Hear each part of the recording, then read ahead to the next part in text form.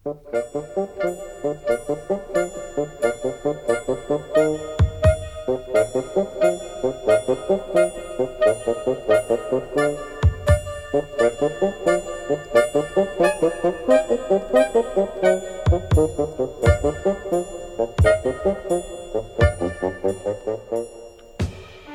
mi je Gulliver, prijazni poslušalec. Po poklicu pa sem ladijski ranocelnik, ki sem se izučil pri odličnem gospodu Johnu Batesu v Londonu. Tudi nisem zanemarjal ne matematike, ne navigacije, saj brez njiju ni misliti na križarjenja po daljnih morjih. Doslej sem bil že nekajkrat v Levantu, vzhodni in zahodni Indiji, in kadar sem zašel na kopno, sem skrbno opazoval ljudi in njihove navade in se učil njihovega jezika. A vse to je zdaj vsakdanji primer z dvema popotovanjama, ki sta se mi vtisnila v dušo in se mi tako močno ukoreninila v spominu, da moram spregovoriti o njiju. Prizadeval si bom, prijazni poslušalec, da te ne bom dolgočasil.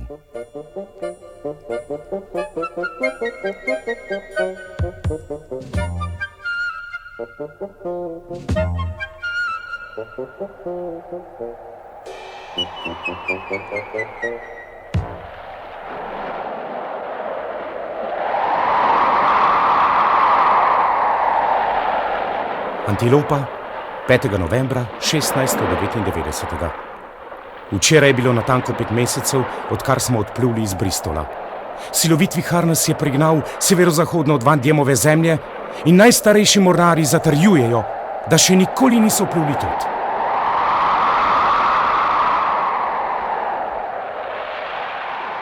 Moj bog, se ni mogoče več pisati. Na krov stopim.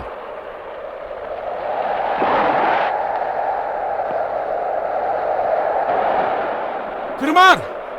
Krmar! Ne vidiš, da nas nese naravnost na čeri? Na čeri nas nese! Nasedli bomo!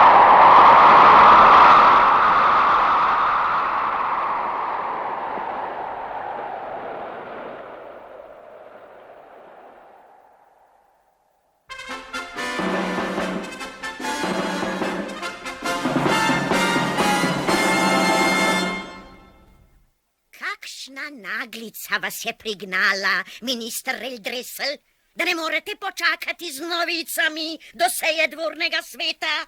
Zgodilo se je nekaj nezaslišanega, cesarost. Obalna straža je na svojem obhodu našla na pašnikih Kvimbasa Flestrina.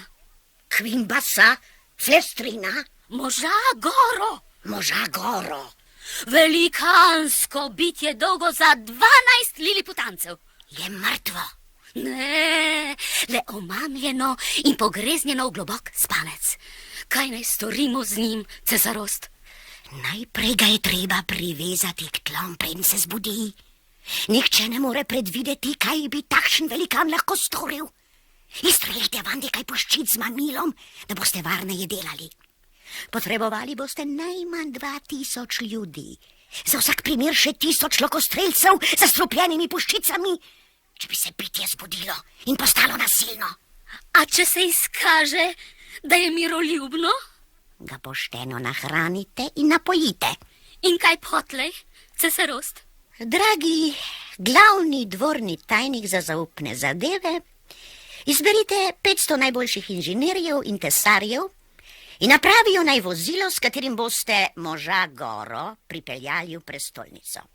Iz cesarskih hlevov naj priženejo 1500 najboljših konj, da bodo zmogli prepeljati takšen tovor. A kaj bomo z njim v prestolnici, Reldresel? Saj nimamo primernega poslopja. Pač, cesarost, starodavno svetišče pred mestom je prazno. Pohitite in zahvaljeni, Reldresel. Vse drugo se pomenimo na dvornem svetu.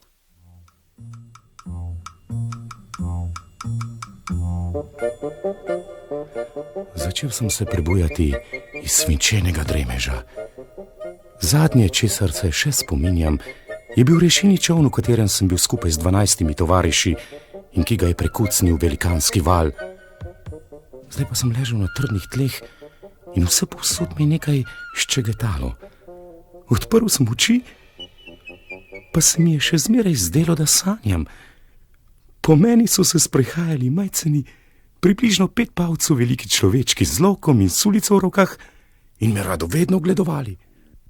Šele tedaj sem začutil, da se ne morem ganiti in da me veže k tlom na tisočem odvozov.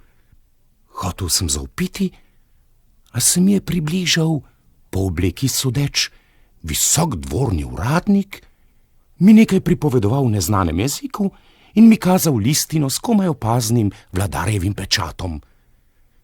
Iz njegovih kreten sem razbral, da sem ujetnik, a da bodo lepo ravnali z menoj in da ne bom lačen. Nato je odšel in ko sem vsaj malce zasukal glavo, sem ob sebi opazil čudno vozilo, še najbolj podobno vratom, ob njem pa je kar mrgolelo človečkov, škripcev in kolov. Kljub vsej negotovosti mi je šlo na smeh, ko sem pomislil, kako se bodo namučili, da me bodo zvezanega spravili na ta čudni voz.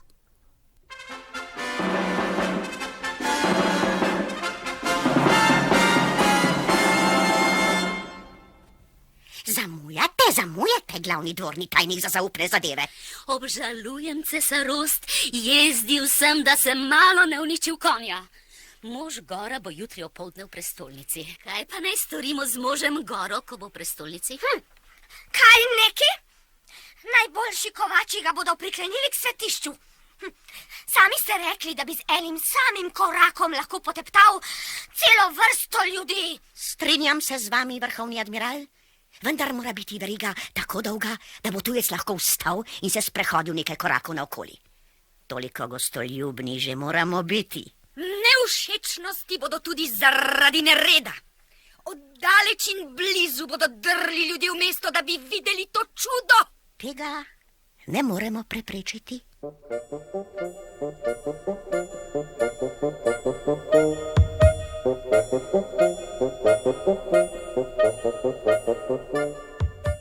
Že nekaj mesecev bivam v deželi Liliput. Moje bivališče je še zmeraj staro svetišče, okrog katerega prebiva v šotorih 600 mojih služabnikov, ki mi strežejo. Dobil sem tudi novo oblačilo po tukajšnji šegi, sešilo pa ga je po koščkih 300 krojačev. Najbolj sem bil vesel postelje, ki jo je sestavila cela vojska mizarjev. Sprva so se me liliputanci neznansko bali, zdaj pa že vedo, da jim ne želim nič hudega. Svoje orožje, meč in pištolo sem moral oddati, vse druge drobne predmete, med njimi tudi očala in majhen daljnogled, pa so mi pustili. Cesar je v mojo čast priredil tudi zabavo z domačimi igrami, med katerimi mi je bil najbolj všeč ples na vrvi.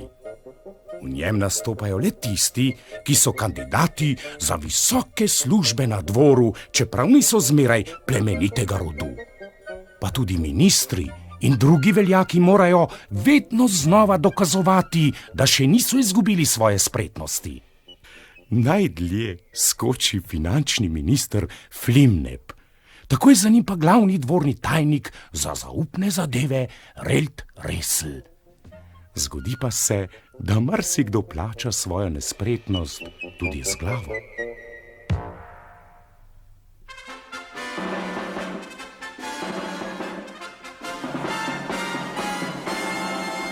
Glej, sam vrhovni admiral Skyrish Bolgolem. Prinašam vam sporočilo Golbasta Momarena, Ivlejna Gerdila, šefina mala Alja Gjuja, premogočnega cesarja Liliputa, ljubeznivega kot pomlad, prijetnega kot poletje, sadorodnega kot jesen in strašnega kot zima, vladarja vseh vladarjev. Ponižno poslušam. Že nekajkrat ste prosili njegovo vzvišeno veličanstvo za svobodo in zdaj jo boste dobili, če slovesno prisežete, da se boste ravnali po naslednjih točkah. Mož Gora ne bo odšel iz naših dežel brez dovoljenja velikega pečata. V prestolnico bo prišel le na izrecni ukaz. Mož Gora bo pomagal uničiti brodovje naših sovražnikov na otoku Blefaskuju, ki pretijo z udorom v Liliput. naši palači v Belfeboriku 12. dne 91. meseca našega vladanja. Strinjam se s predlaganimi točkami, vrhovni admiral Bolgolem.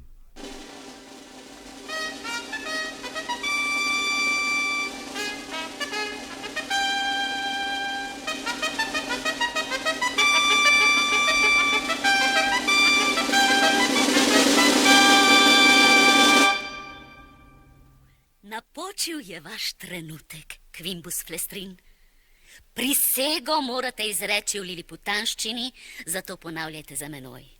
Lumos kelmin peso desmar lon Lumos kelmin peso desmar lon emposo. Razklenite mu verige.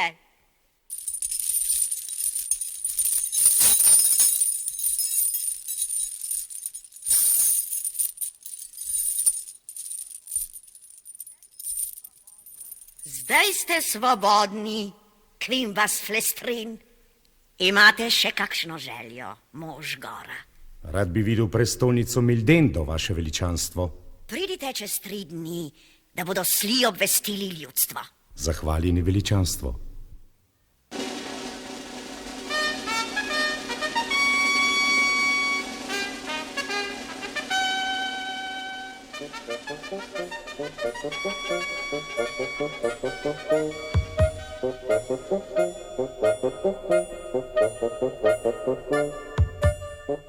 In tako sem se prvikrat svobodno odpravil po deželi.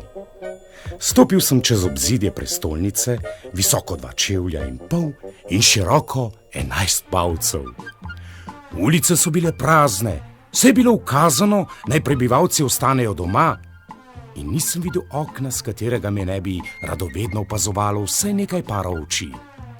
Veliki ulici sta bili široki po 5 čevljev in sta delili mesto na 4 četrti, v njih pa so stale 3 do 5 nadstropne hiše, v katerih živi približno 500 duš. Cesar očitno skrbi za blaginjo svoje dežele, saj so trgovine in trgi dobro založeni, bede pa ni videti. Cesarska palača stoji v središču mesta in je prav tako obdana z obzidjem.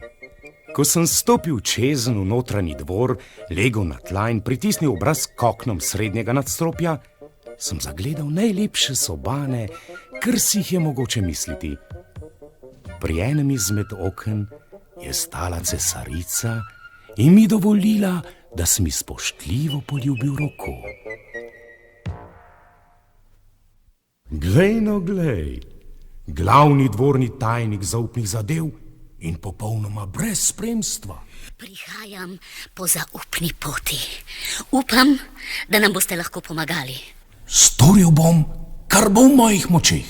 Tujcu bi se utegnilo zdeti, da živimo v najugodnejših razmerah, vendar nas tareta 2 silni nadlogi. Kakšni? Doma nas pekli strankarstvo, od zunaj nam preti hud sovražnik. V zadnjih 70 mesecih sta bili v našem cesarstvu 2 nasprotni stranki, imenovani Tremeksen in Slemeksen, po visokih ali nizkih petah na čevljih. Njegovo cesarsko veličanstvo je odločilo, da se v državni upravi in uradih podložni kroni nosijo le nizke pete. Najnižje pete pa imajo cesarjevi čevlji.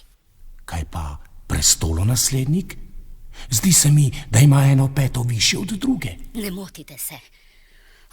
Bojimo se, da je očitno bolj naklonjen visokopetnikom, ki so številnejši od nas.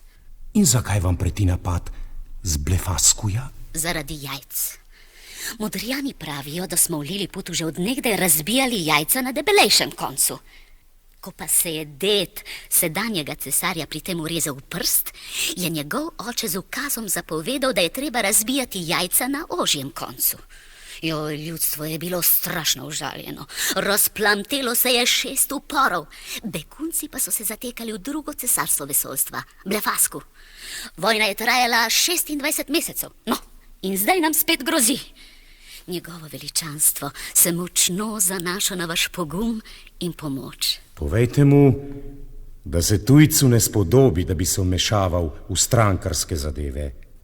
Kar pa zadeva cesarjevo osebo in državo, sem pripravljen žrtvovati zanju tudi življenje.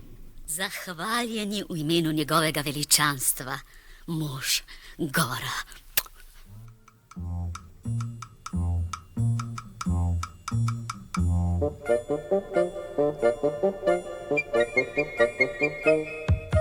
Ko sem si iza griča, odkudar se lepo vidi Blefasku, ogledoval sovražno brodovje in naštel 70 bojnih in še več tovornih ladij, sem naročil, naj mi prineso najdebelejše železne palice in najmočnejše vrvi. Vrvi sem spletel v trojno kito, palice za pletilko velike, pa sem na koncu zakrivil kot kavelj. Ko sem pritrdil 50 kavljev na 50 vrvi, sem se malce pred plimo odpravil v kanal in prej kot v pol ure dosegel sovražno ladjevje. Mornari na ladjah so se me tako ustrašili, da so poskakali v vodo in odplavali na obalo.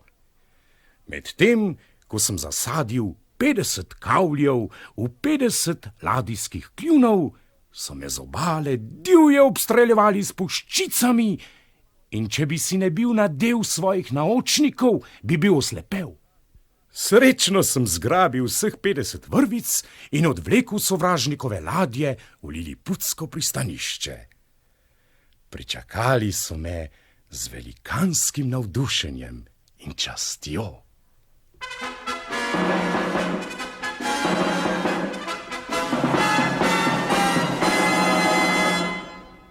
Dragi mož Gora, od srca zahvaljeni za vaše pogumno dejanje. V znamenje priznanja vam podeljujem častni naslov Nardak, ki je najvišji v državi. Hvala, veličanstvo. Zdaj si odpočite in razmislite o tem, da boste kmalu pripeljali še vse druge ladje in potem bo Blefasku moja pokrajina. Debelokončni begunci se bodo morali vrniti in jaz postanem edini vladar obeh cesarstev. Blefasku nas ne more več napasti, vaše veličanstvo. In menim, da je to dovolj. Ne bom vam pomagal zasužniti svobodnega in pogumnega ljudstva.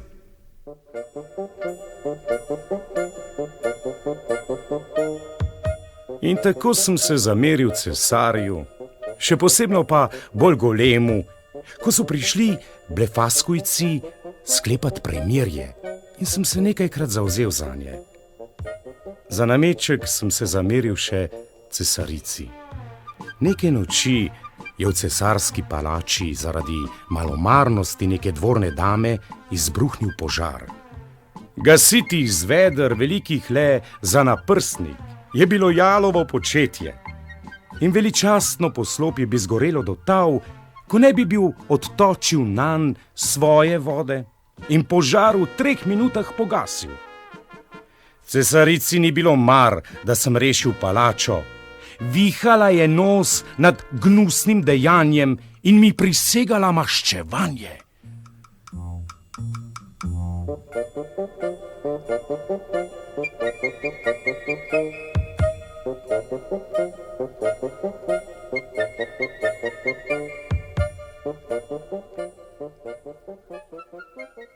Kakšen veter vas prinaša, glavni dvorni tajnik za zaupne zadeve? Slab. Vem, da ste storili odlično in zaslužno delo, a po zakonu doleti smrtna kazen vsakogar, ki odtoči vodo znotraj obzidja cesarske palače. Kaj boste zdaj, mož Gora? Ne skrbite. Odšel bom v Blefasku, kamor so me povabili že med premirjem. Srečno, mož Gora. Hvala vam, Rel Teresl. Ne bom pozabil, kar ste storili zame.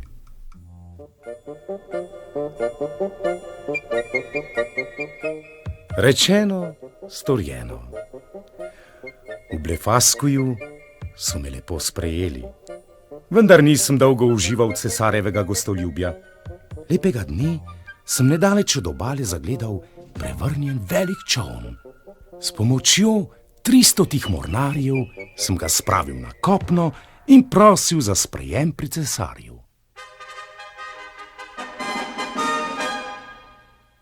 Prihajam z veliko prošnjo, vaša preuzvišenost. Sreča mi je pripeljala ladjo, s katero bi lahko odplul domov. Dragi mož Gora, spoštujem vašo voljo.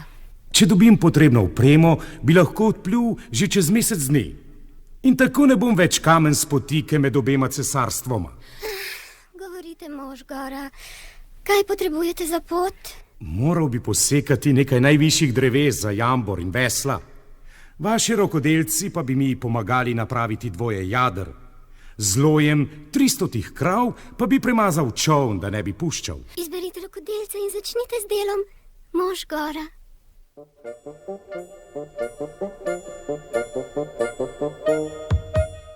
In tako sem se čez mesec dni 100 zaklanimi voli in 300 ovcami, 6 živimi kravami, 2 bikoma, 6 ovcami in 2 ovnoma, z jedmi, ki jih je pripravilo 400 kuharjev, in s cesarjevimi darili, s 50 mošnjami cekinov in njegovo sliko v naravni velikosti vkrcal v svojo jadrnico.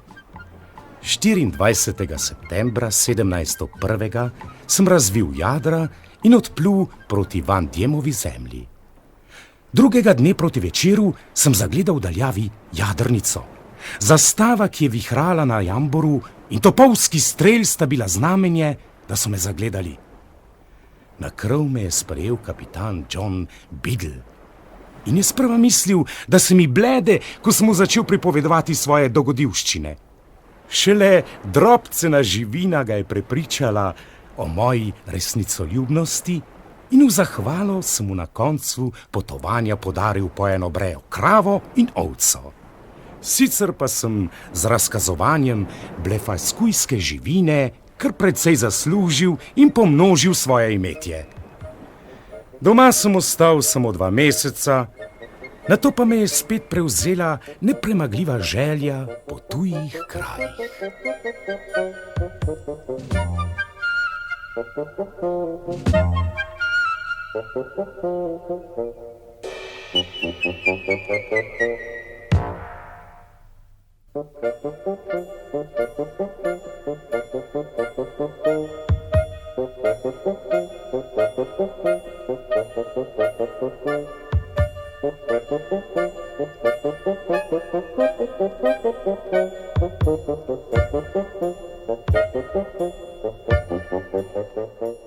Ladja Prigoda, 16. junija 1703.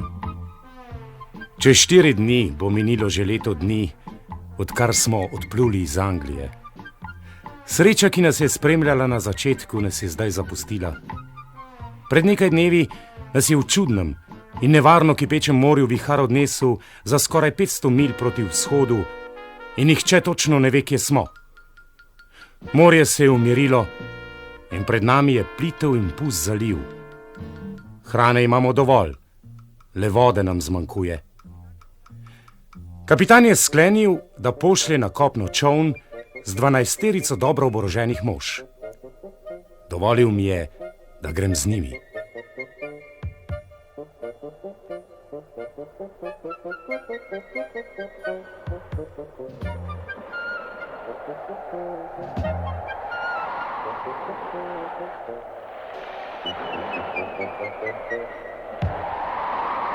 Kakšna nenavadna obala, prijazni poslušalec. Nobene reke, nobenega izvira. Mornari so šli naprej po obrežju, jaz pa lezem na kamnit grič. Kakšno nasprotje s pustoto na obali. Dežela pod menoj je obdelana, travniki in žitna polja. Saj ni mogoče. Trava je visoka vsaj 20 čevljev. Visoka za 300 site mornarje. Obrnil sem se proti obali, da bi poiskal mornarje, ko sem otrpnil od groze. 12 je, kot bi šlo za življenje, veslala proti zasidrani ladji, za njo pa je bredlo velikansko bitje. Prava pošast! Velikan! Brezglavo sem planil po griču navzdol med travo, ki je bila kot gost. Bil sem na smrt utrujen, ko sem se zapletel med poležana stebla. To ni bila več trava, ampak žito. Žito, katerega rese so me bodle skozi obleko. Obležal sem.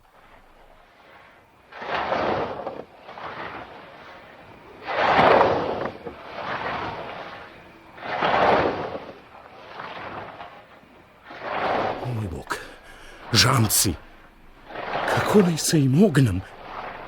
Le zakaj sem bil tako trmast in sem silil na to pot? Da mi bodo srpi odrobili glavo? Ali da me bo pogoltnil kak velikan? Najraje bi kar umrl, preden me pokosijo. Stojte, stojte! O, kakšen čuden spleknak! Kaj si našel, očka? O, majhnega spleknaka, ki zna stati na 2 nogah. Nikoli še nisem videl takšne živali. Pokaži mi ga, očka. A se ga ne bojiš? Au, au! Preveč ga stiskaš, boli ga. Mogoče je spleknak ptič, saj čivka. Očka, mislim, da sploh ni žival, čeprav je tako majhen spleknak. To je majcen možiček. Daj mi ga, očka. Kaj pa boš z njim, Glamdelklič? Moja živa igračka bo moj dojenček. Ime mu bo Grildrik. Šivala mu bom, ga hranila, naredila mu bom zibelko. Kuku, Grildrik, Grildrik. Oj, sem te preveč stisnila. Seveda se ne moreš razumeti Bribding negovščine, ko si tako majhen. Če boš priden, te jo bom naučila.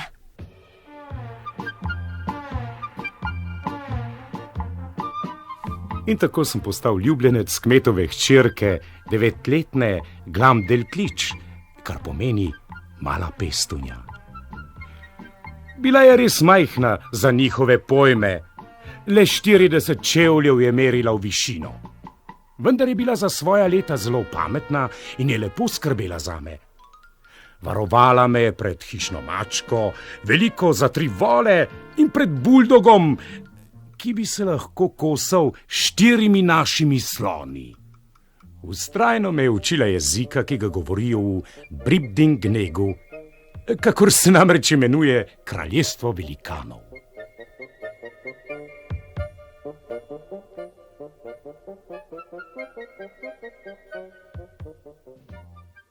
Grildrik, hej, Grildrik! Prosim, mala pestunja. Kakšna sramota, Grildrik! O čem govoriš? Slišala sem, kako je naš skopuški sosed nagovarjal očeta, da te začne razkazovati za denar. Mislil sem že, da me hoče ubiti. Bojim se zate, da se ne bo zgodilo tako kot lani. Očka in mama sta mi podarila jagnje, ko pa je bilo spitano, sta ga prodala mesarju. Ne boj se, Glamdelklič. Mene ne bosta prodala, če si bosta z razkazovanjem kovala denar. Kaj pa, če te kdo izmed gledalcev premočno prime za roko ali nogo? Res me skrbi. Prosi očeta, da bi me smela spremljati. Če boš ti skrbela zame, se mi ne bo nič zgodilo. In tako smo se odpravili v bližnje mesto. Glamdelklič me je spravila v škatlo in izvrtala vanjo nekaj lukenj, da sem imel dovolj zraka, kar pa me seveda ni rešilo premetavanja. Kmet je ob prihodu v mesto takoj poiskal klicarja.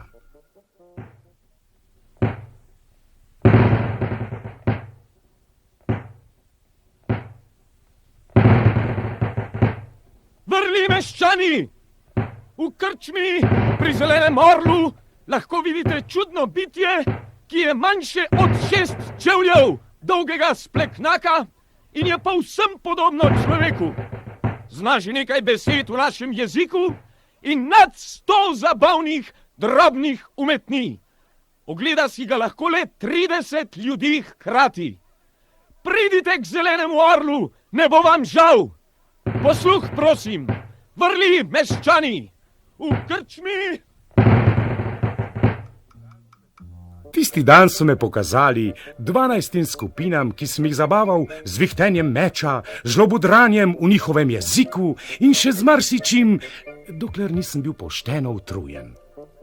Moj gospodar pa je zaslužil toliko, da je še isti dan sklenil, da me bo razkazal o 18 največjih mestih kraljestva. Bilo je 17. avgusta 1703., ko sta se kmet in Glamdelplič poslovila od svoje družine in se je zame začelo naporno potovanje. O prihodu v Brimdingneško prestolnico me je Glamdelplič razveselila z novico, da me želi videti celo kraljica velikanov.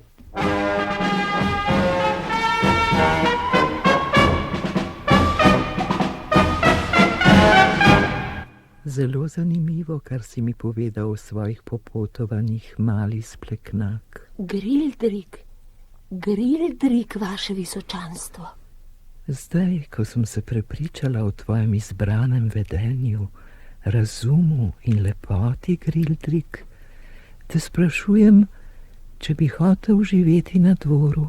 Če bi sam odločil o sebi, bi svoje življenje s ponosom posvetil službi njenega veličanstva. Bi ga prodal za primerno ceno, kmet. Bi, veličanstvo. Za koliko? Za 1000 zlatov. Grildrik, poslušaj, no, tudi jaz bi rada ostala na dvoru. Vaše visočanstvo, najponižneje vas prosim, da bi ostala pri meni tudi Glamdelplič, če me boste kupili. Deklica, služba pri meni ti je zagotovljena. Dobila boš guvernanto, spletično in 2 dekleti za poselska dela, ti pa se boš ukvarjala z Grildrigom. Seveda, če oče dovoli, da ostaneš pri nas. Počaščen sem, da bo moja hči v vaši službi, visočanstvo. Pospremi očka Glamdelplič in spotoma naroči mojemu dvorjanu, naj mu izplača 1000 zlatov. Zahvaljeni, vaše veličanstvo.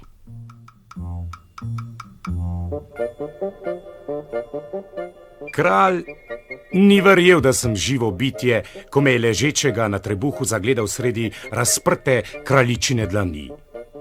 Moje poročilo o tem, kako sem prišel v njegovo kraljestvo, je imel za dobro premišljeno laž. Poklical je 3 tisti teden dežurne modrjane in jim ukazal, naj raziščejo, kaj pravzaprav sem.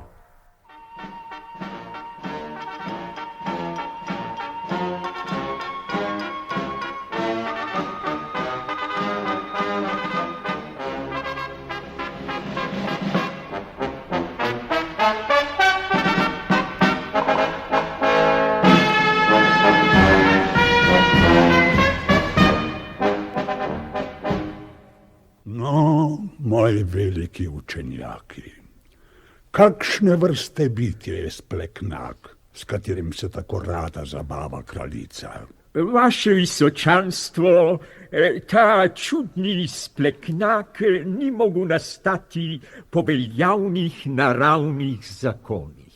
Tako je. Se strinjam. In zakaj ne? Še zdaleč ni sposoben, da bi si ohranil življenje s plezanjem po drevesih ali s kopanjem lukenj v zemljo. Sodeč po zobeh je mesojeda žival, vendar so četveronožci zvečine močnejši in vse manjše živalce, tudi miši, so preveč gibčne, da bi jih mogel ujeti. Hranil bi se lahko le s kačami in žuželkami, a 100 vzrokov vam naštejem, da to ni mogoče. Po mojem mnenju je splavljen zarodek. Nemogoče. Njegovi udje so razviti in popolnoma dorasli, le da so v primeri z našimi udji manjši. Tudi po njegovi bradi je mogoče sklepati, da živi že precej let.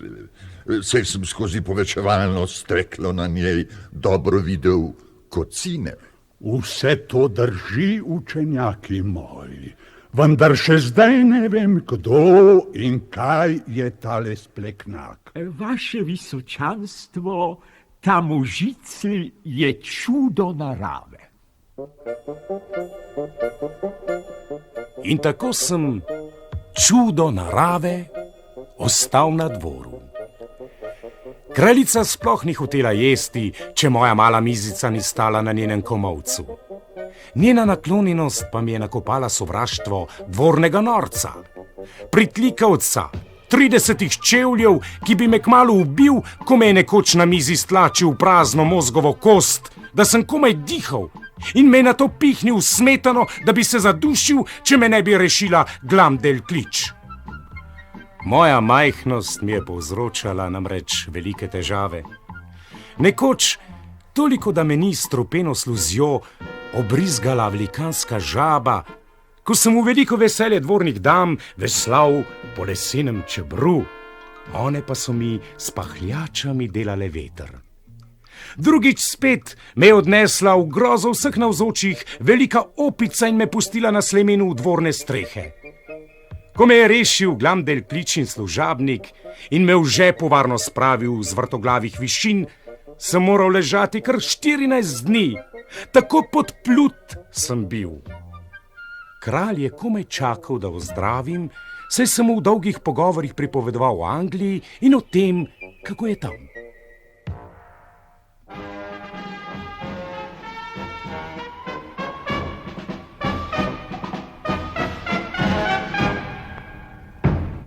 No, moj dragi Grildrik, je zdravje že kaj boljše? Je, vaše visočanstvo.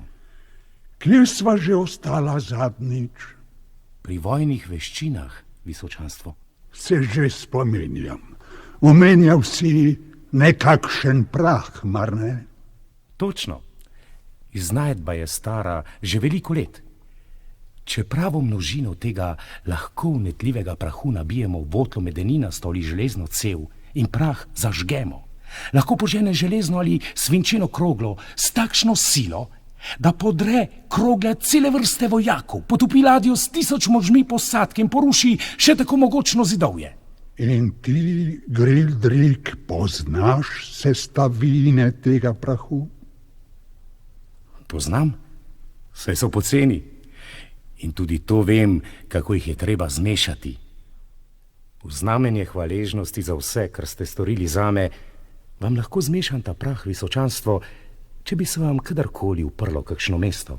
Le kako moreš, ti majhna, plazeča se žuželka, kako se moreš ukvarjati s tako nečloveškimi mislimi? Ta prašek je zagotovo izumil kakšen zli duh človeštva. Mi živimo v miru in upam, da bomo tudi poslej. Zame je veliko več vreden tisti, ki bi dosegel, da bi tam, kjer je prej zraslo eno samo žitno stebelce, pognali 2. Zato nič več o vojnih veščinah, Grildrik. Glamdelklič, vzemi ga in se pripravi za pot. Jutri pojdemo za nekaj dni na deželo, proti morju. Kakor ukazujete, vaše visočanstvo. Izpolnilo se mi je skrivno hrepenenje. Želel sem si videti morje in še bolj sem si želel zagledati kakšno ladjo. Poprosil sem Glamdelklič, naj me paš odnese na obalo. Deklica je le nerada privolila. Strogo je zabičala pažu, naj ne išče ptičjih jajc po duplinah, ampak naj budno pazi na škatlo, v katero so me spravili. A paž je storil, kar mu je bilo prepovedano, jaz pa sem zadremal.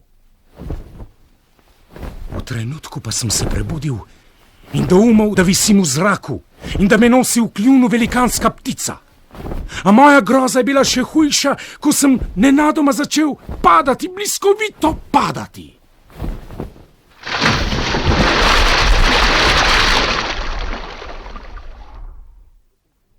Ko sem si upal odpreti oči, sem videl, da je moje domovanje kakšnih 5 čevljev potopljeno v morje, Strahoma sem opazoval, kako je po kapljicah začela v notranjost vdirati voda.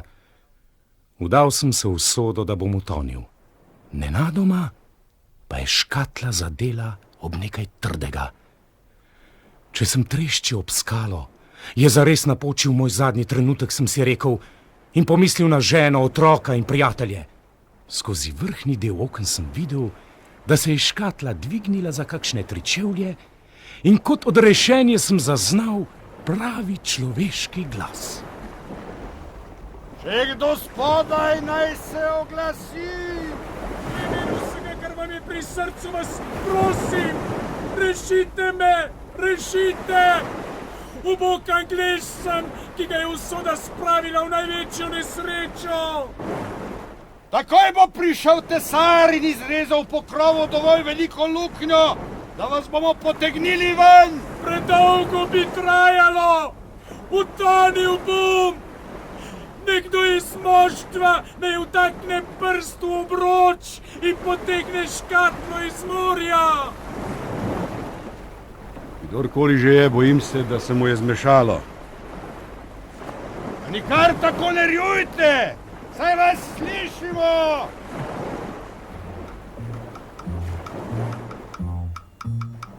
Pod vodstvom vrlega kapitana Velkoksa so me spravili na krov. O pogledu na mornarje se mi je zazdelo, da sem spet v Liliputu, čeprav so bili običajne postave. Izdavil sem samo še prošnjo, naj spravijo na krov vse, kar sem imel s seboj, nato pa sem omahnil. Opomogel sem si šele po krepki večerji s kapitanom Thomasom. Vidite, moj dragi Velkoks, niso me vrgli v morje, ker bi zagrešil kak zločin. Naključje je hotelo, da se moje škatle polasti v orlu.